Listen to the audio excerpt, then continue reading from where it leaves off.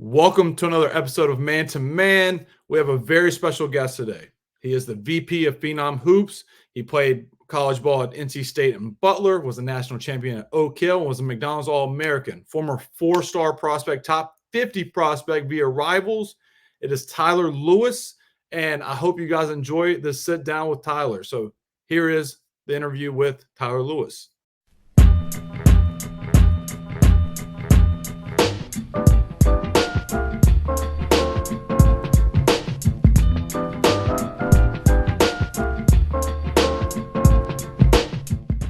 Tyler, thank you for joining Man to Man. I hope your day's going well so far. Thanks for having me. I look forward to being on here. Now, I want to start with that McDonald's All-American game. How sick was that experience? Like, just with, you're playing in front of fans, you're playing with the top talent in the country. How was that? One of the best experiences of my life. Being, part of the McDonald's All-American game, you're up there for, a week. You're practicing first 4 days. I mean, you have NBA GMs in there. And just, that was a lifetime goal of mine, ever since I was a young kid, is to be a McDonald's All-American, and to have that dream fulfilled was, a dream come true. And playing in that game with, multiple, NBA players, just high level game. At the time, I don't think I really understood, like, just soak in this moment. As you look back at it, like, you're always trying to prove something when you're in that moment. But now, like, if I had to tell a young kid now who's playing in that game, and just soak up that game, soak up that week, and just really, really enjoy it, because it's a once in a lifetime opportunity and you only get to do it once. So make sure you have fun doing it. Who were some of the talent that you played with and against on the court? So, I mean, at the guard position, I mean, Marcus Page is one of the best point guards in North Carolina history. Marcus Smart, who's, has played, had a phenomenal career. Anthony Bennett, number 1 pick. Isaiah Austin, who would have been would still be an NBA if he didn't have the heart problems. Shabazz Muhammad was the MVP of that game. TJ Warren, ACC Player of the Year. Now he's with the Timberwolves. List goes on. Rodney Purvis was on that team. Emil Jefferson. I could go on. And Yogi Ferrell's, tremendous career at Indiana. And then playing in the NBA, Chris Dunn's in the NBA. That list goes on. And like I said, I mean, you're playing against some of the best competition in the world, and you're trying to prove yourself, but at the same time, like, I wish I would have enjoyed that experience a little bit more, because it's such a special, I mean, only 24 people are selected for that game, and, you want to enjoy it. Yeah, for sure. I mean, that's also crazy, the amount of state guys that you just listed, like with yourself there too. I forgot how good of a class that was, you guys. Yeah, and that's the one thing. We had 3 McDonald's All-Americans in that class with me, Rodney, and TJ. And it was special, and especially all 3, originally from North Carolina. TJ went to Brewster, so and I went to Oak Hill. So technically there was only 1, I guess, in North Carolina, but 3 people who were, in that North Carolina. Yeah, that's a hell of a class. I mean, TJ Warren was an automatic bucket from mid-range, and obviously Rodney Purvis did what he did, and you've had an outstanding career at Oak Hill. Like, I want to talk about that, your Oak Hill experience. National champions, your 1 year there. I heard that you were supposed to go to Oak Hill your junior year, but you turned it down because you wanted to stay at your high school. Is that correct? Well, a little bit, yeah. They came. Coach Smith called my dad, and he wanted me to come up my junior year too. And we played against them my sophomore year while I was at Forsyth Country Day, and actually played them really tough. Drawing Lamb actually went for like 44 points against us. And it was actually like one of those things. It was like there was like snow flurries that day, so we moved up the game. And then we kind of caught them sleeping for a little bit. I mean, they ended up beating us, double digits, maybe 20. But we had them close there for a little bit. Drawing Lamb just went crazy. But we lost in the state champion. We lost in the Final Four by a buzzer beater by Christ School my sophomore year, and I wanted to win a state championship at Forsyth Country Day. That was probably my best year to do it. My junior year, I got hurt, missed like half the season. So we were a top 4 team all year in the state. Should have been, but, we dropped to the 8 seed, 9 seed, especially with my absence out on the court. And we played the team that either won it or lost in the state championship. in the Elite Eight. So it was tough. And then going into my senior year, Coach Smith called me again, and he called my dad that summer, and it's just one of those things. It's like you can't turn it down. Yeah. I mean, Coach Smith is absolutely a legend. He's a Hall of Fame coach.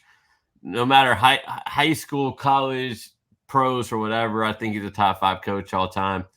Definitely the GOAT of high school. And Yeah.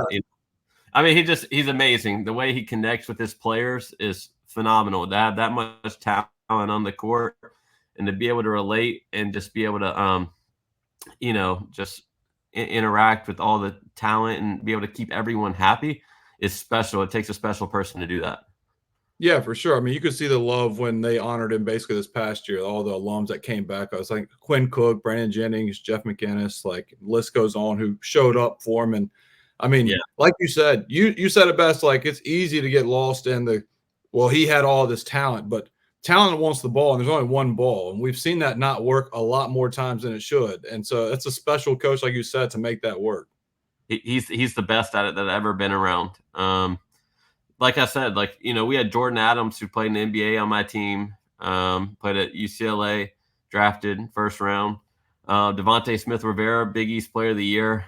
That was our backcourt. And those two both averaged 20 points a game for us. We had A.J. Hammonds, who played at Purdue, big 7-footer, played in the NBA for, a small stint. But we had a lot of talent, and then people always say, like, Tyler, how'd you become McDonald's All-American? Well, I mean, honestly, my role on that team is not to score. And my role, luckily enough, Coach Smith handed me the keys to the car from, the first day I stepped on campus. And, my job is not to score as many points. My job is to lead this team to as many victories as possible. I mean, he didn't want me to come up there to score 20 points. Now, did I have to score 20 sometimes in some games? Yes. But, I was the 4th leading scorer on our team, or maybe 5th. I mean, we had a kid, RJ, came off the bench, and he was like a microwave. And, it was just one of those things where you got to play your role. You got to be an all-star at your role. And that's where our 2012 team really balled in, because we really had that common goal, win a national championship. And, I think Coach Smith realized, like, everyone bought into their role and knew what we had to do to, win the national championship. Yeah, I mean, Coach Smith won 9 national championships, so you were one of the 9, and you were also one of the 32 McDonald's All-Americans that he coached. So, I mean, that's a fantastic year, not only for him, but for you as well. Yeah, I mean, to have my name on that wall with, the Rondos, the Stackhouse, the Mellos, Quinn Cooks, Brandon Jennings, Jeff McInnes, all those guys are on that wall. And to have my name up there is, I mean, you walk back in that small gym in the mouth of Wilson, Virginia, and my name is on the wall, and you're like, man, you look back and you're like, how the heck is my name on that wall right now? Yeah. And it's just so fun to, go back up there and see that, and what we accomplished is pretty amazing, because I'm not sure they've had another undefeated season since then.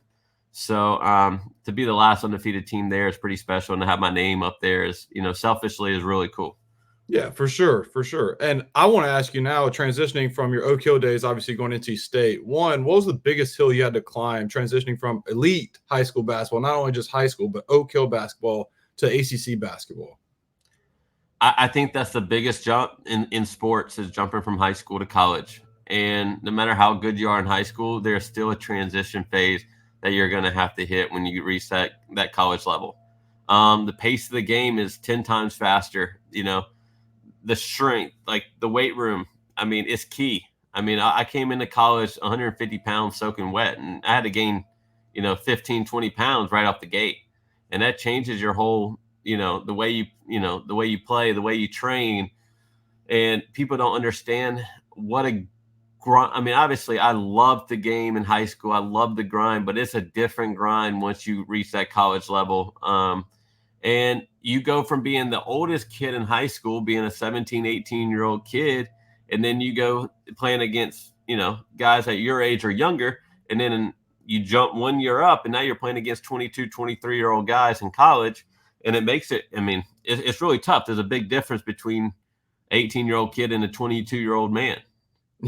Yeah, no kidding. I mean, I'm a Duke fan, and I've seen that with the one and done era with Duke. They can get all the talent in the world, they can get all the 5-stars, but it's the 22 and 23-year-olds that you see beat Duke. I mean, Cormac Ryan had 30 in Cameron because he's 24 years old and can handle that environment.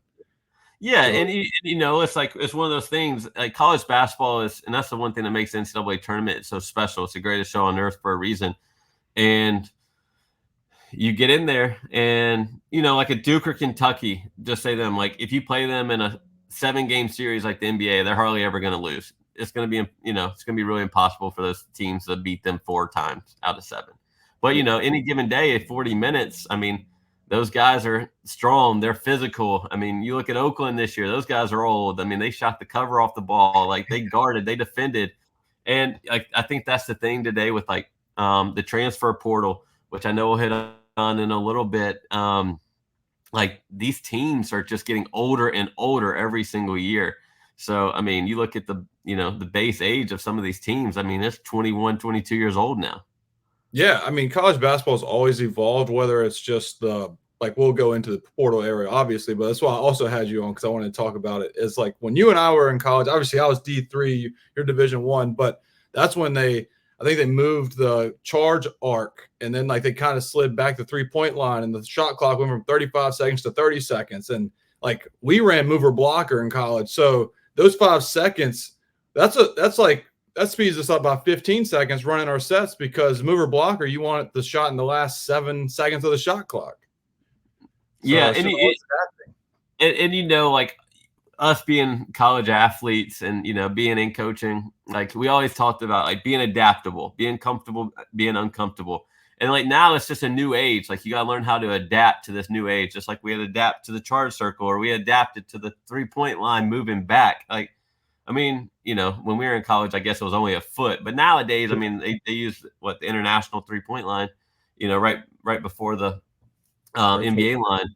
So like that's a big difference for some of these guys. I mean, that shooting percentage that were normally 35% or drops to 33 or 32. And I mean, it may not sound like a lot from 3, but it really is when you put it in the grand scheme of things. And then the shot clock, like you said, like if you're doing if you're in the mover blocker, like that extra 5 seconds is going to be key. And are you going to push it up pretty like faster to get it past half court to get you in your set faster? Like how are you going to do it? So nowadays, I mean, it's just like anything. It's just like life too. It's like you just got to learn how to adapt to it. I mean, it's not going to be easy, but the good ones always find a way to adapt and figure it out. Yeah, look, my coach was a smartest guy I've ever met. He went to West Point, played and coached at West Point, and then went to Ferrum. And I don't think he overestimated the talent or the IQ of the team trying to do mover blocker because he loved Virginia, loves Tony Bennett. And I was like, Coach Tharp, like we got to get something else out of here because we were struggling. But he loved that. And our big man actually was from Winston-Salem. He went to West Forsyth, and he had to always get a paint touch. It was like nobody can score until you get a paint touch. I was like, oh my God. So it'd be like 6 seconds left, and I would have to shoot grenades half the time, but it was okay. But I want to get back to you committing to NC State. Like we talked about the class you had, 3 McDonald's All-Americans. What were there any other schools you were really heavily considering, and what ultimately made you commit to NC State? Growing up in North Carolina, I love the ACC. It's ACC heaven, Tobacco Road. Being in going to Forsyth Country Day, originally from Statesville. I mean, lived in Statesville my whole life. But went to Forsyth Country Day for 4 years, 8th grade through 11th. I mean, you just loved, North Carolina, NC State, Duke, Wake Forest. Like you just grew up watching them. Like that's what's on your TV every night. And, I played for Rusty LaRue and Craig Dawson, who are 2 all-time Demon Deacons favorites, really good players for Wake. And, at first I thought I was going to go to, Wake Forest, to be honest with you. Dino Gaudio got let go. And then, Rusty actually was on staff with Biz Delic there for a little bit. And so that everyone thought I was going to go to Wake. Sidney Lowe and Monty Tao were at NC State at the time. They did a tremendous job recruiting me during my whole process. I mean, they offered me a scholarship going into my freshman year of high school.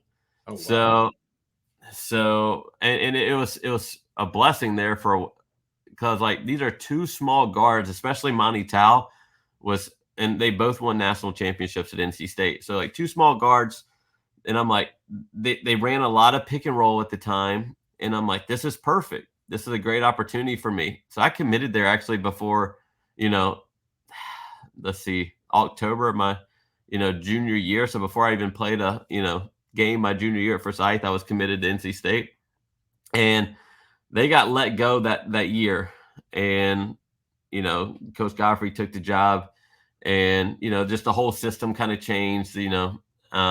I still wanted to go to NC State. I love NC State, still love NC State. NC State has a special place in my heart. You just that wasn't the staff that necessarily recruited me, not the style that we ran a UCLA offense of me coming off the 1-4 high screens, and it's a little different for me.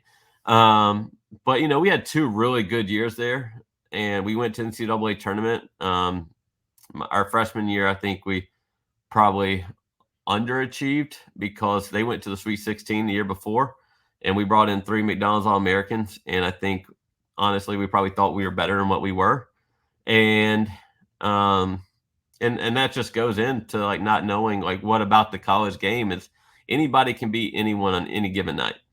So if you don't go in there and you're not prepared every single night and bring in 100% effort, like you're going to get beat and you're not going to be able to reach your maximum potential. So, we had tons of talent. I mean, half the season we brought TJ Warren off the bench, who was ACC Player of the Year the next year. So, I mean, we started beginning of the year. I mean, you had Lorenzo Brown, who was, all ACC player. Rodney Purvis, McDonald's All-American. Scott Wood, who's, one of the best 3-point shooters in ACC history. CJ Leslie, stud. Richard Howell was awesome that year. And you brought me, TJ, Jordan Vandenberg off the bench. We had many other players that could come in. Like our second unit could have probably we saw next year our second unit competed and went to the NCAA tournament the next year, basically. Because you had me, TJ, and Jordan who all started, and we brought in Kat and some other Rawson Turner and some other guys on that team the following year.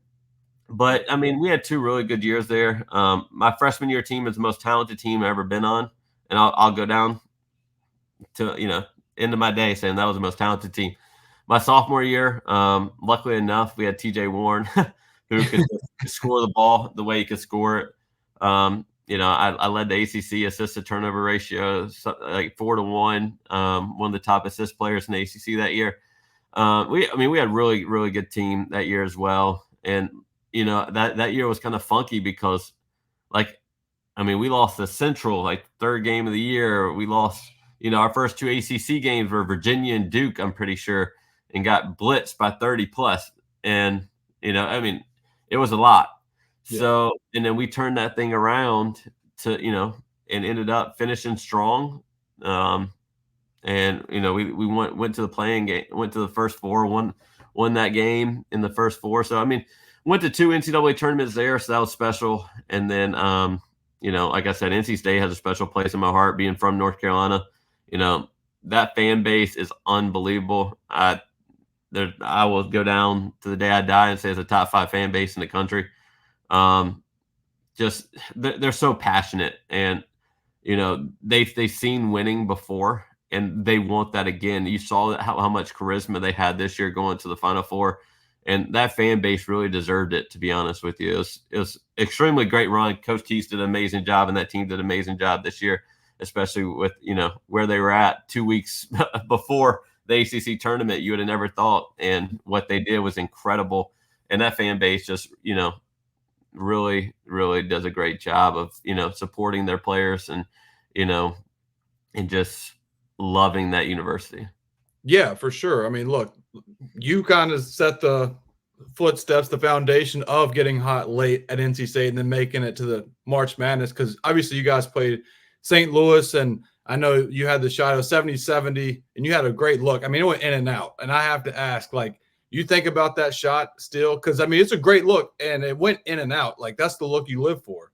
Yeah, I wish I could have that shot back, to be honest with you. it's one of those moments where you dream about, you shoot it in your backyard 1,000 times as a kid, like 3, 2, 1, like, Yeah. and you're making it nonstop. But I mean, it went in and out. Like the Lord's, you can't go back and change it. I mean, I feel like if I'd hit that shot, it'd been on one shining moment, which would have been pretty cool. But For sure. Yeah. but at the end of the day, it didn't go in, and it sucks, to be honest with you. It's one of those moments in life you're like, man, I wish that shot would have went in, but life keeps moving on, and it's you continue to like you deal with adversity in life, you deal with adversity in sports, and you get through it.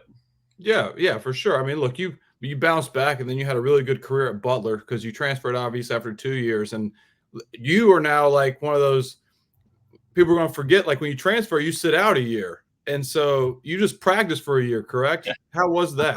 I practiced for a year. It's crazy because both schools I committed to, I never played for the head coach that I committed to. When I committed to Butler, obviously we talked about NC State with Sidney Lowe. When I committed to Butler University, Brandon Miller was the head coach.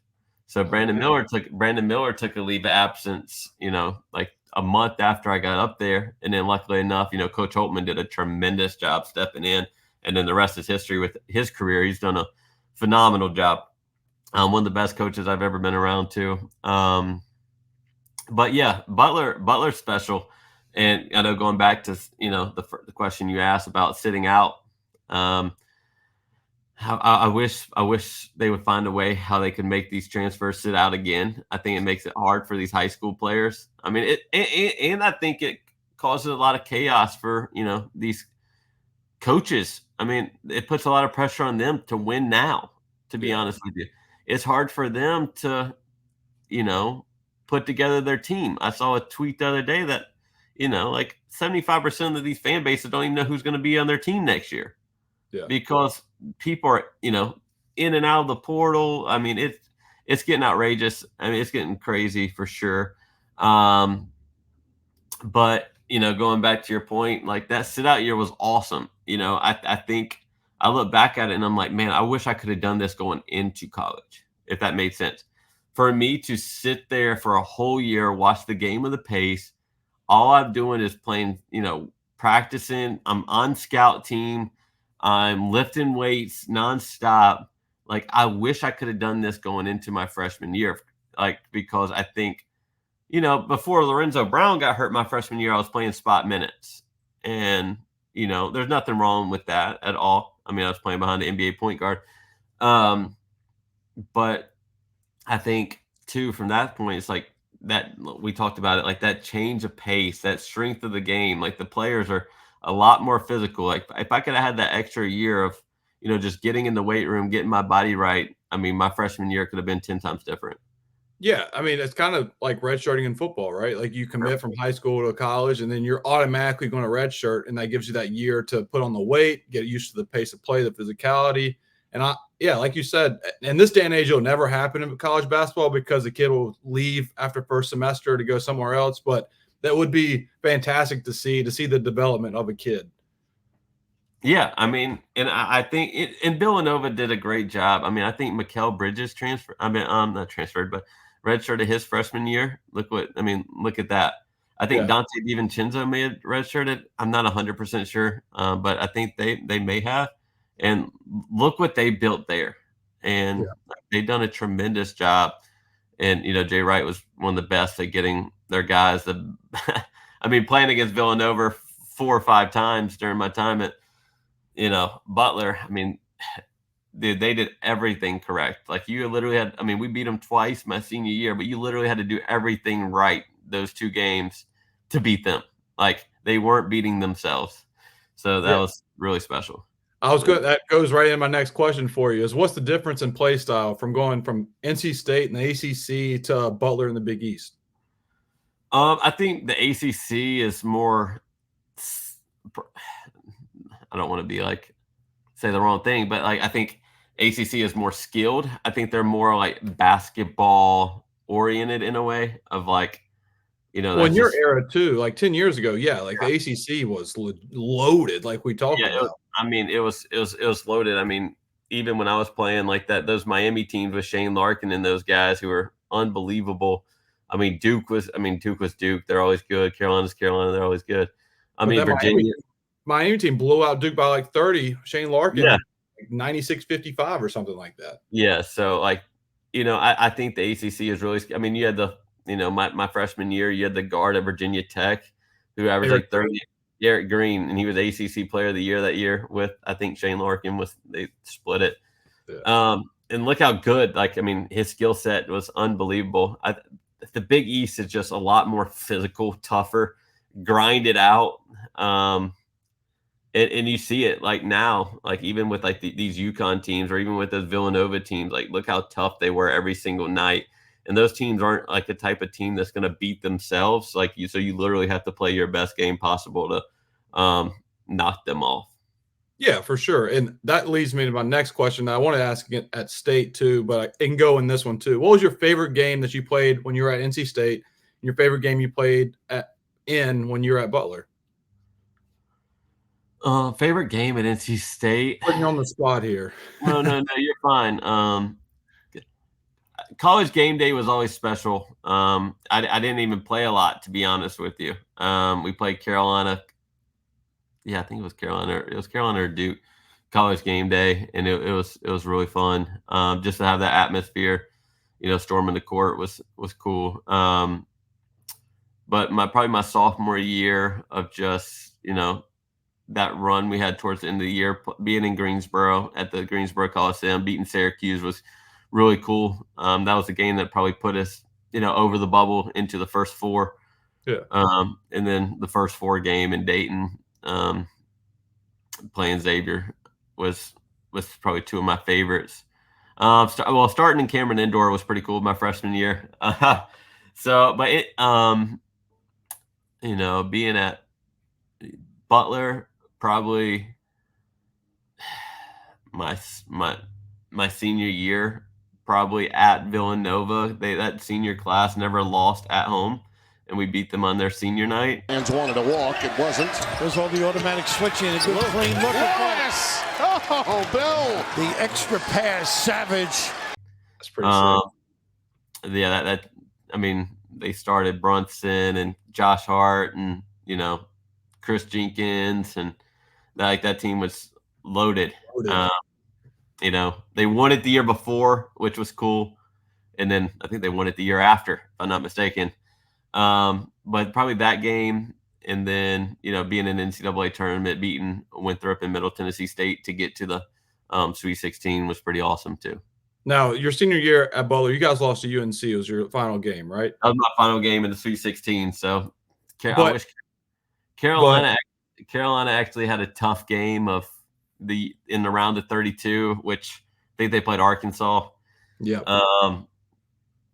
I was pulling for Arkansas because I think we matched up way better with Arkansas than we did North Carolina, because North Carolina, we did not match up well at all. And that team was really good too, with Joel Berry, Theo Pinson, Justin Jackson, Kenny Meeks, Luke May. I mean, they were really, really good. I mean, they won national championship for a reason. So, yeah. I mean, I guess looking back at it, like when you're in the moment, it sucks to lose, but to lose to the team that ended up winning the national championship something to hang your hat on, I guess. Yeah, for sure. And also, I don't know you probably do know this, but I think it's really cool for you being a guy from North Carolina that your first ever start was against Duke and your last ever game was against UNC, and you played at State. That's a really cool story. I know you lost to UNC in the Sweet 16, but for a guy from North Carolina, that's pretty awesome. Yeah, that is pretty awesome. I never really looked at it like that. To even my first career start at Duke, my last career game at UNC is pretty awesome. So I mean, that's a great way to put it, especially growing up in ACC country in North Carolina. Yeah, you were from Winston too, so you hit every school right there. From Winston, Statesville. Yeah, you're good. Statesville, Winston, close enough. So, but still, it's a story that I would love. Like if you told me, like when I'm 75 years old, if I could do it over again, I'd be like, yeah, I'd love to do Tyler Lewis's career where I started in Cameron and then finished at UNC in March Madness. But look, I also want to talk about, I want to give you credit. You touched on it earlier. Your assist turnover ratio at NC State, and then you're second in the country at Butler. It was like 4.15 to 1 assist turnover ratio.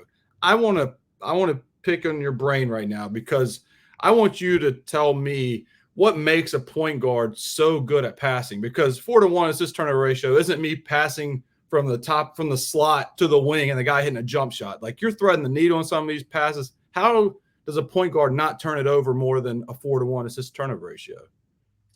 I think too is knowing when to make the right basketball play and know when to make the home run play. Because there's some times where, a lot of guards out here nowadays, you'll see it. I mean, they'll throw it into the fifth row and you're like, man, what the heck are y'all doing? But I think too is knowing how to handle pressure and having the ball on a string and knowing, when and where to make the pass for your shooters and just knowing the next play. People always talk about as a point guard, like, you got to be one step ahead. And that is so true, especially being a, undersized point guard in the ACC or Big East, only being, 5'10" on a good day. Like, you have to play the game at your own pace. You got to have a good first step. You got to keep the defense guessing, and you got to, take care of the ball, because that was one of the things that helped me play the minutes I played in college, because I was so good at, not turning the ball over and, knowing when to make the right basketball play and when I can, take a risk and make the home run play of, throwing one to the rim to, alley-oop or something. So, just trying to, stay consistent throughout the game, because one turnover can change the whole pace of the game, as you well know. Like, a steal to a layup is a 4-point swing. And, that's what I always say. It's like, it's better to have a dead ball turnover than a live ball turnover. And, the thing about it too is bad shots are just as, sometimes they're just as bad as turnovers. And so, like, you got to get the right shot every time down the court, and being the point guard out there, you got to make sure your team is set up and you put yourself and your teammates in those positions to score. And two, it's like, I knew that I had to pass and get assists too for me to stay on the court. So obviously I'm trying my best to get these guys open looks and open shots the best I can. Yeah, I mean, I can only imagine, like, with you, if it's a miss and they give you the ball and you're going in transition, that's your bread and butter. You're just like, okay, now I have, like, I am in my hands, like, the game. I'm dictating the game right now in this moment. Yeah, transition was always fun for me, because it honestly made it a little bit easier. The court opens up. You don't have all those huge trees down there. Like, you're in the open court, so you have a lot more space to operate and thread needles and do all that stuff. So yeah, being in that open court and being able to dictate things was really, really fun for me. And one last thing I want to touch base with your Butler career. Like, your senior year, you made a significant jump in your shooting numbers. Like, you went from 39% from the floor, 51%, from 39 to 51%, and then a 10% increase from 3. So I want to ask you, for guys that are going to be listening, that are high schoolers and college guys, that, like, what did you do in that offseason that made the significant jump? Like, are you a guy that lives by the gun? Or are you a guy that lives by shooting on the run, like, where you got a rebounder and you're just on the move shots? Like, what was your process in the off season? I think it's a little bit of both. I was always, my numbers, I think I was always a better shooter than what my numbers dictated my junior year, especially making that jump. I missed like 4 weeks that I had a concussion, which I shot pretty decent in the first half of the season, my junior year. But I think you just got to live in the gym, and you got to believe in yourself, and you got to be confident. And it helped, gaining that confidence is, staying on the gun, staying in the gym, getting up as many reps as possible and game reps as possible, because there's a lot of difference between you in the gym by yourself and some 6'5" guy contesting you with length every single possession and, trying to make shots there. So, I'm a fan of both. Like, I think the gun is one of the best things ever created in basketball, to be honest with you. Like, you can get up 1,000 shots in an hour. Yeah. It's ridiculous. And, I do think I mean, being able to put that stuff into a game situation is really good. So I think, like you said, I think both being able to get feeding from passers and rebounders and getting on the gun really helped me. And I think, my confidence really skyrocketed. Once you see a couple go in the game, like your confidence starts getting high, more and more. And I think that's what really helped me my senior year, especially jumping 10% and being close to 40 for the whole year. Yeah, for sure. I mean, those are the numbers you want to see, right? You always want to see incremental growth, and you just had it like your numbers. I didn't realize, I forgot you had a concussion your junior year, but the numbers still increased your senior year. And I also had concussion problems in college. I had 3 in 4 years. So I can relate to that. It sucks. But those numbers, they speak for themselves, dude. Yeah, no, I mean, I appreciate it. I mean, it took a lot of hard work, and I love being in the gym. I love grinding, and I think that's one of the main things that's been like the hardest part for me, being on this side of basketball, or even when I jumped into coaching, is I no longer had that love and joy for the game that you had playing was just taken away. So I think that was really hard. Yep. And I want to go into, before we get into the post college, you with your relationship with Coach Schrage. So obviously Coach Schrage was at Butler, and then you followed him to Elon when he was the head coach at Elon.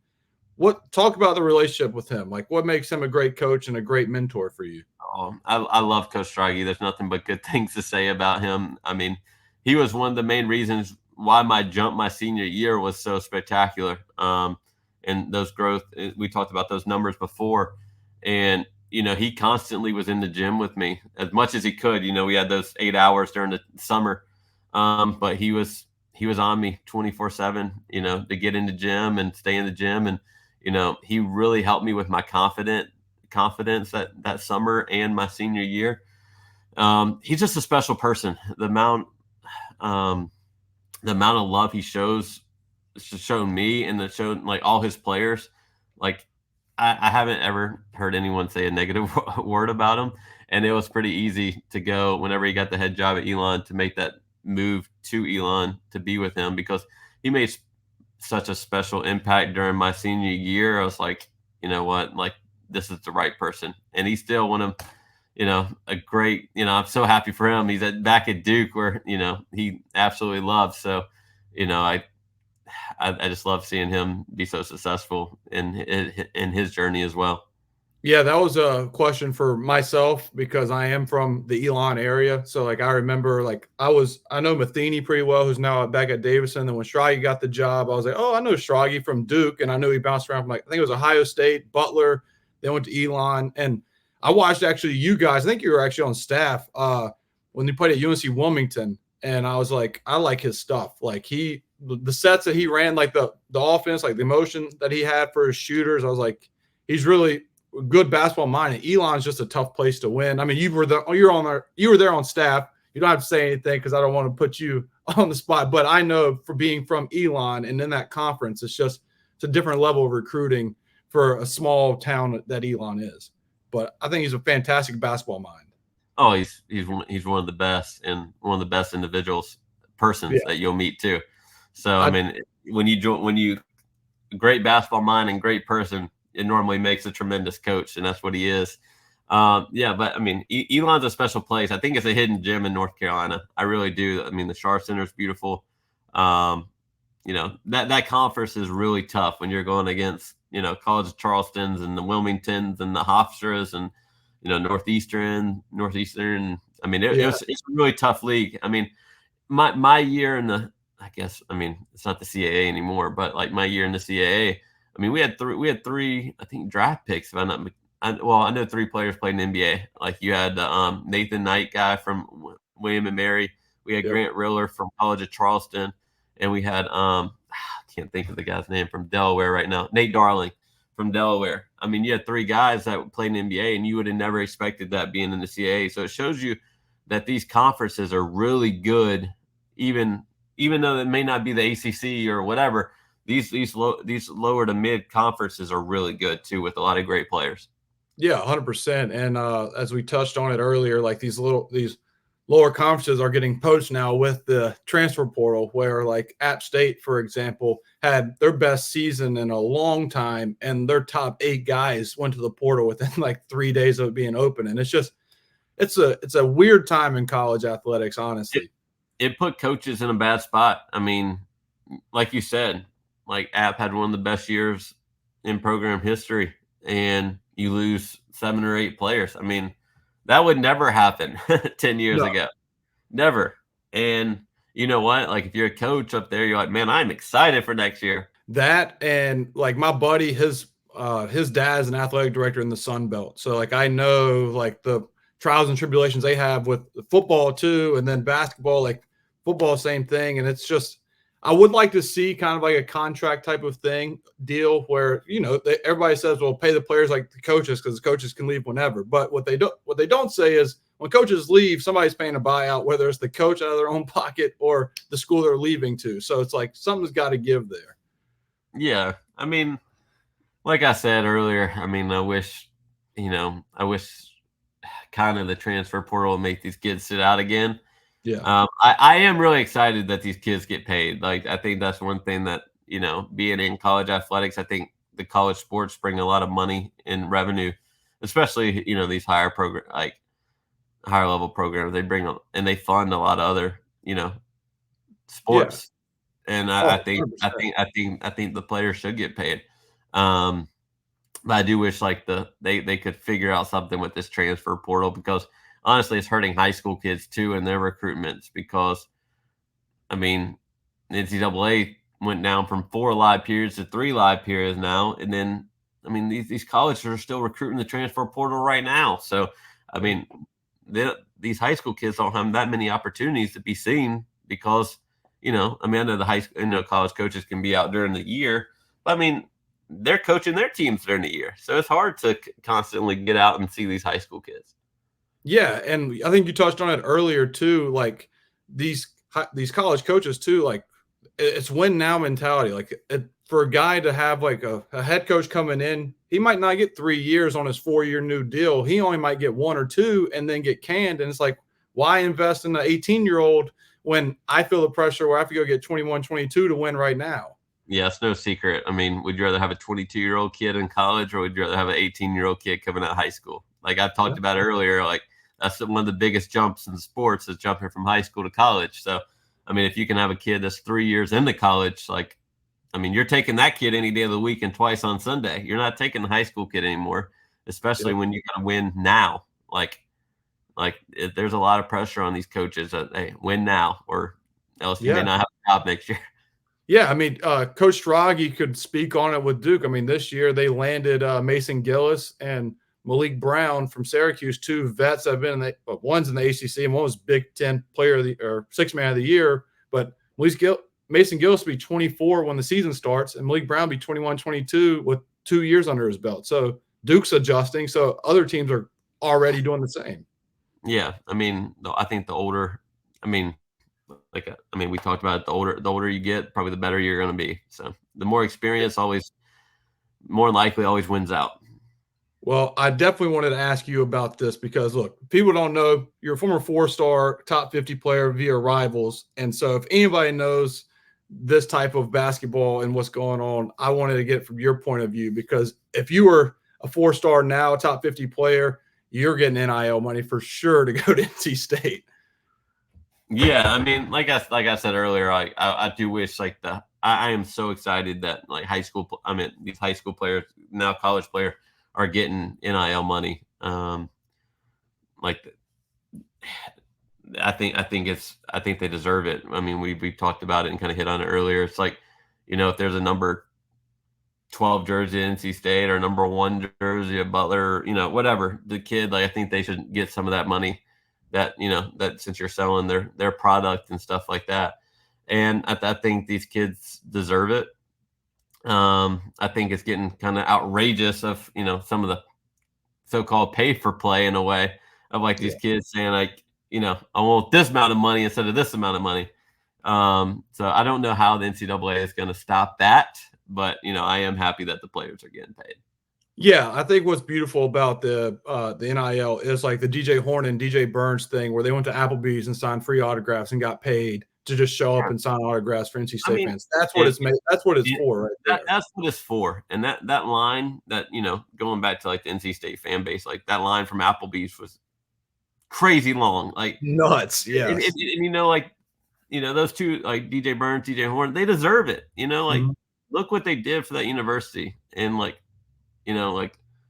so I'm like I said, like that's how I wish like the players should get paid, not like the making like a whole thing of, hey, I need this amount of money instead of this amount of money, or I'm leaving, or I'm picking this school because they have this and that. And I don't know. I think the NCAA opened up a can of worms. And they can't go back because I think they jumped the gun kind of too quick, and they don't have an answer for it.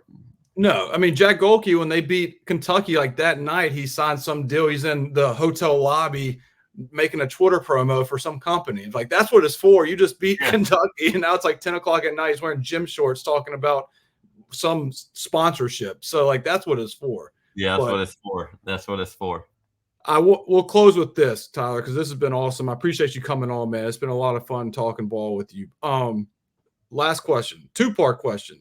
I'm a firm believer that point guard play makes or breaks teams in March. One, do you agree? And two, what makes a great point guard in your eyes?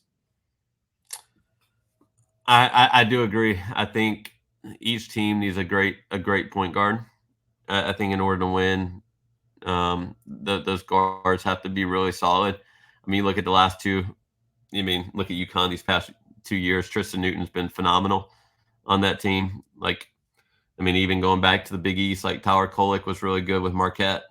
And, like the guys this whole year, point guard play was really good.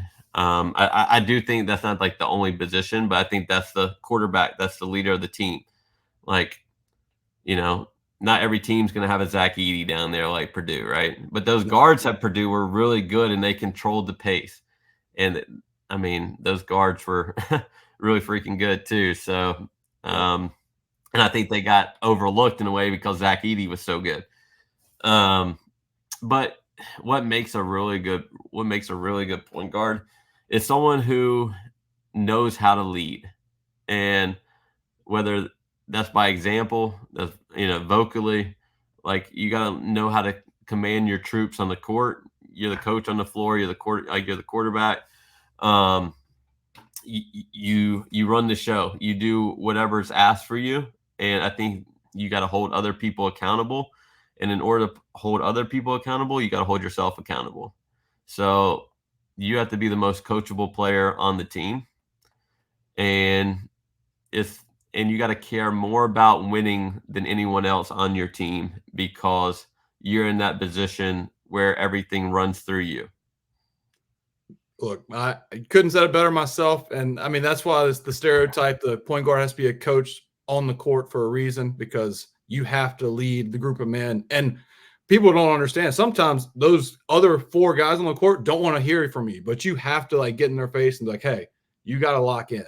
Yeah. And it gets to that point where, you got to be comfortable being uncomfortable. Being a leader is not always easy. It's not always doing the most popular thing on the court or in life. Like there's really hard times of being a leader, and sometimes getting on your teammates is one of the hardest things you got to do, because even though they're some of your best friends, off the court, you got to hold them accountable on the court. Yeah. And and I think that's what makes a point guard so special is you're always underneath the microscope, from not only from the coach's perspective, but from all of your other peers that are on your team, all your other teammates, because they're looking at you of how you're handling yourself. So a point guard can never have a bad day. And that's one of the main things I learned is the team goes as a point guard goes. So if you're having a bad day, the team's going to have a terrible practice. Just call it how it is. Yeah. So your energy, no matter what it is off the court that's bothering you, as soon as you get in between those lines, everything changes, and you got to turn that light switch. Like everything's got to be up, and your mood has to be great. Your energy has to be great every day, and your attitude. Like your attitude's everything, because if they see you talking back to a coach or talking back to someone, other people feel like they can do the same thing. And honestly, too, as a point guard, you want to be the person that the coach coaches the hardest, because that's their direct reflection on the court. And I'll always say this: the moment the coach starts coaching you the hardest, the moment they kind of quit losing that faith and trust in you on the court. Look, Tyler, this has been awesome, dude. I appreciate you coming on and chopping it up with me, and we'll have to do this again some other time. I appreciate it as always, brother. Thank you for coming on. No problem. Thank you.